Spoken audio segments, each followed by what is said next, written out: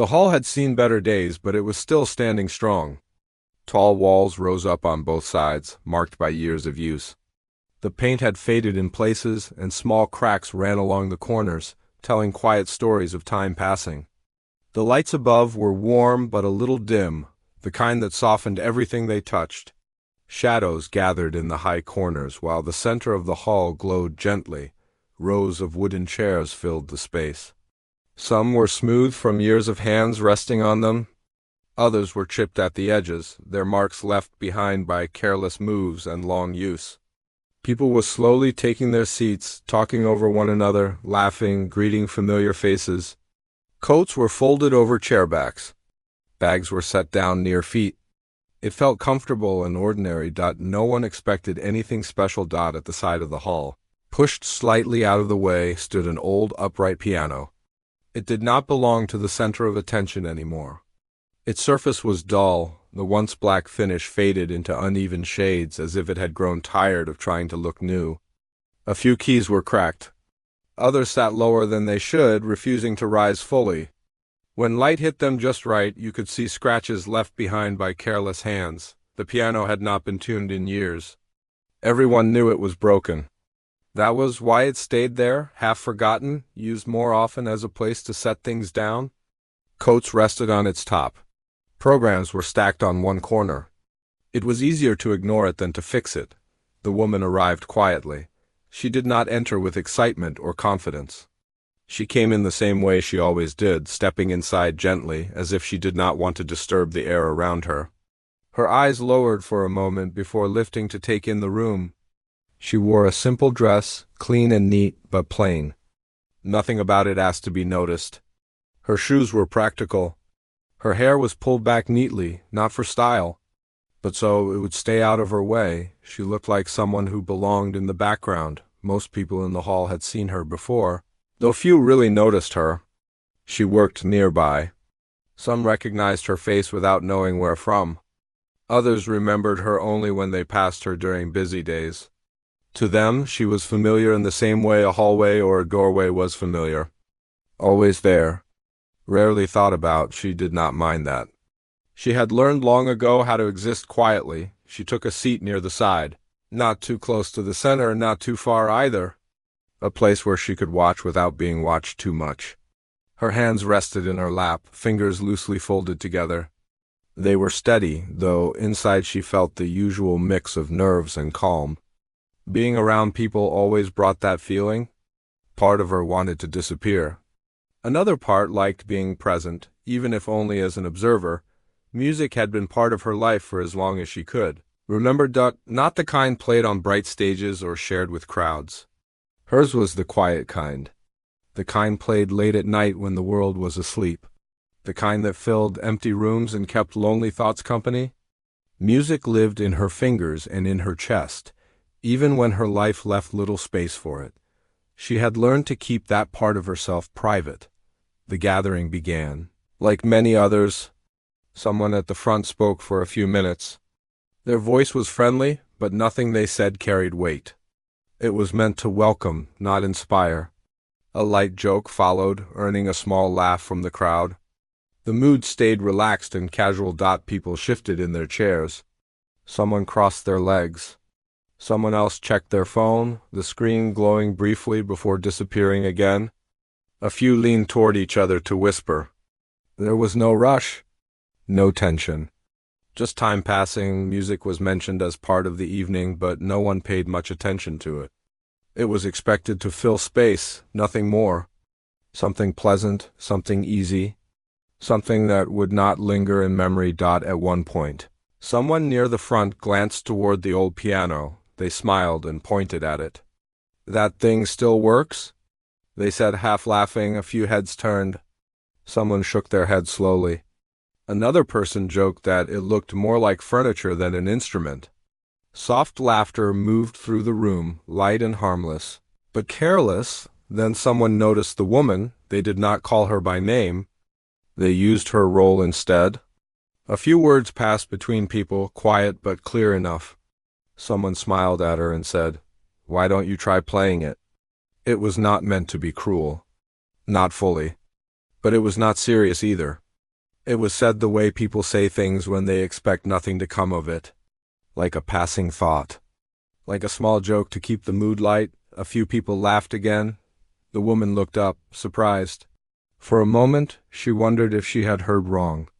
She glanced around, then back at the person who had spoken.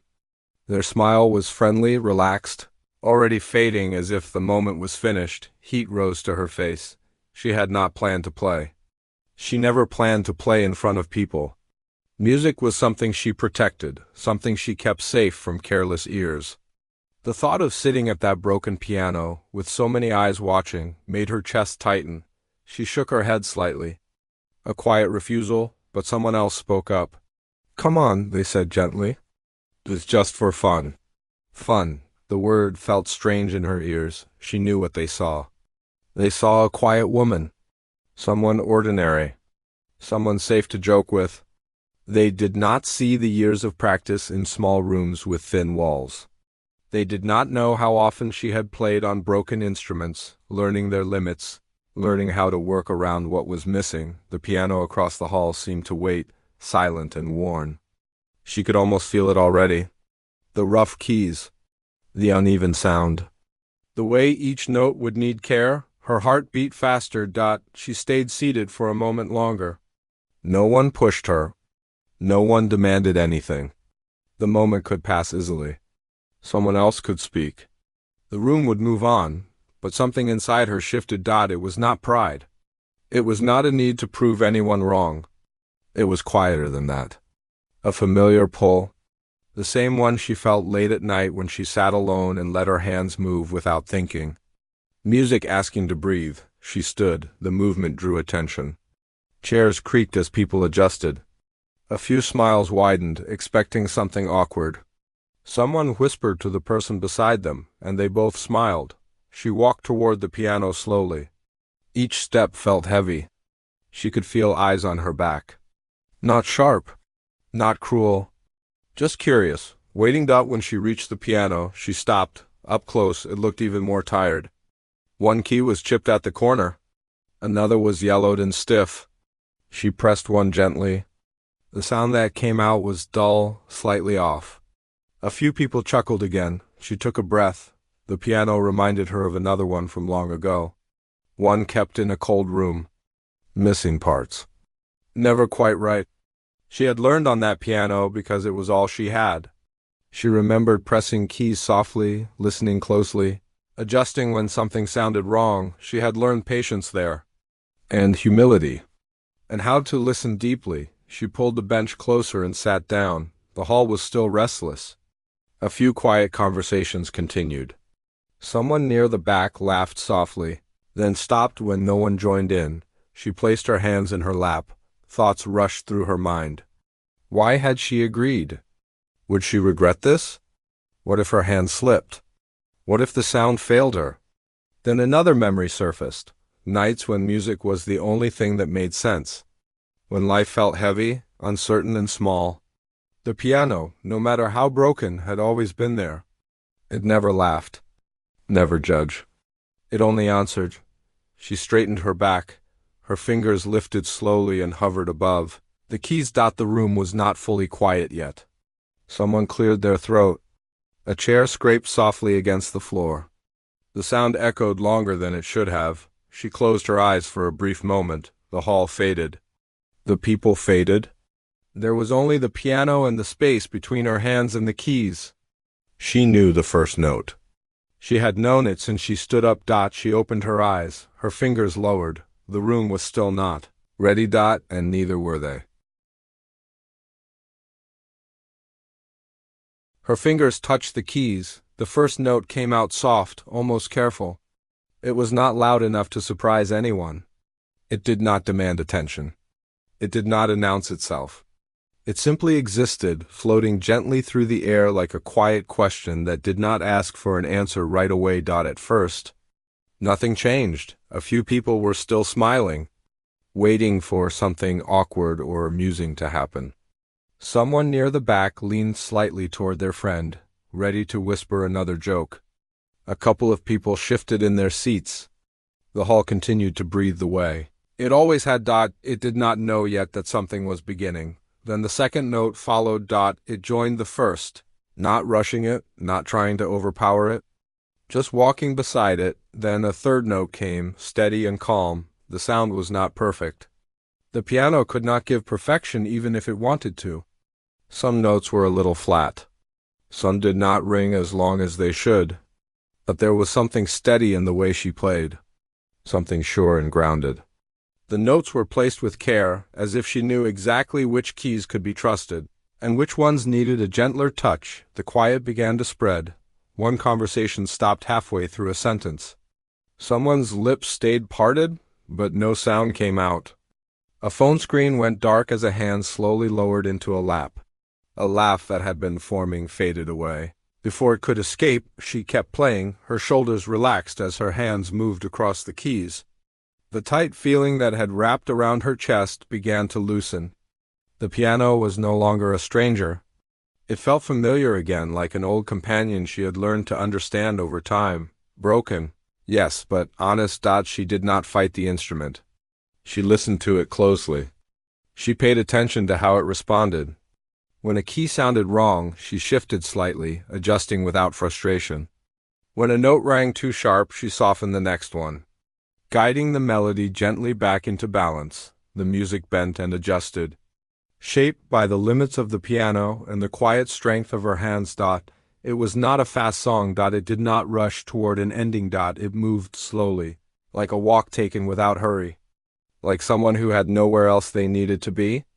There was time to notice small things along the way. Time to breathe. The room grew still. People sat straighter without realizing it. Some leaned forward, elbows resting on their knees. Others remained frozen, their eyes fixed on their hands. Faces changed in small, quiet ways. Smiles faded, not because something was wrong, but because something deeper had taken their place. Curiosity, surprise, attention. One laughed now. The woman's face stayed calm, but inside something began to open. A space she had kept closed for a long time. Each note carried more confidence than the last. Not because she wanted to impress anyone, not because she wanted approval, but because she was finally being allowed to speak in the language she knew best. The piano responded as well as it could. Some notes rang clear and warm, filling the hall with gentle sound. Others were rough around the edges, slightly uneven, imperfect. But together they told a story. Not a loud story. Not a dramatic one meant to shock or amaze. A simple story. It sounded like patience. It sounded like long nights spent practicing. When no one was watching. It sounded like quiet hope that refused to disappear. Even when life felt heavy. It sounded like someone who had learned how to make beauty from what they had, not from what they wished they had. A person in the front row felt their throat tighten. They did not understand why. They were not thinking of anything specific. The music simply touched something they had forgotten was there. A memory without clear shape, a feeling from long ago, a time when life had felt uncertain but full. Someone else felt a warmth spread slowly through their chest. They had arrived at the gathering tired and distracted, their thoughts scattered across worries they carried every day. Now, without realizing it, they sat completely present. Their breathing slowed. Their thoughts quieted. The woman at the piano did not see any of this. Her eyes remained focused on the keys, on the small space where her fingers met the worn surface. She was not thinking about the room anymore. She was thinking about balance, about timing, about allowing each note to breathe before moving on to the next. She remembered the first time she had learned this piece. It had been long ago, in a quiet room with poor lighting and a piano that barely stayed in tune. Back then, her hands had been unsure. She had stopped often, frustrated by mistakes, starting over again and again. She had thought mistakes meant failure. Now, she played with gentler hands. She allowed space for flaws. The melody rose slightly, then fell again like a slow breath taken in and let out. It did not try to stay high. It did not cling to anything. It trusted the movement. It felt like relief. The hall, once restless and noisy, now felt like a single quiet body. Even the air seemed to move differently. Softer, slower. No one shifted in their seat. No one coughed. No one checked the time. The broken piano was no longer broken, or maybe it still was, but it no longer mattered. When the final notes came, they did not announce themselves. They did not try to make a grand ending. They arrived softly, gently, and then faded away, leaving behind a thin layer of silence that settled over the room. For a moment, no one moved. The silence stretched. It was not awkward. It was not confused. It was full. The woman's hands rested on the keys. For 1 second longer than necessary. She felt the cool surface beneath her fingers. Then she lifted her hands and placed them back in her lap. She sat very still. Her heart was beating fast again. But this time it felt different. It was not panic. It was not fear. It was light. She lifted her head and looked up. The room was staring at her. Not with amusement, not with pity, with something else. Something she was not used to seeing directed at her. Respect. The first clap came from somewhere in the middle of the hall. One sharp sound, uncertain, as if asking permission. Then another joined it. Then another. Soon the room filled with applause. It was not wild or overwhelming at first. It grew slowly, like the music had. Hands clapped honestly. Some people smiled widely now, not laughing but grateful. A few blinked quickly, surprised by the emotion they felt rising without warning. The woman stood. She did not bow deeply. She did not lift her hands. She did not smile broadly. She simply stood there, unsure what to do with herself.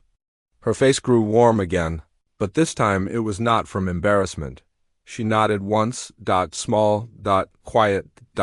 The applause continued for a moment longer, then softened and slowly faded away. People looked at one another, sharing the feeling without needing words. Someone near the front wiped their eyes quickly and let out a soft laugh. Embarrassed but not ashamed. The person who had joked about the piano earlier looked at it now with a different expression.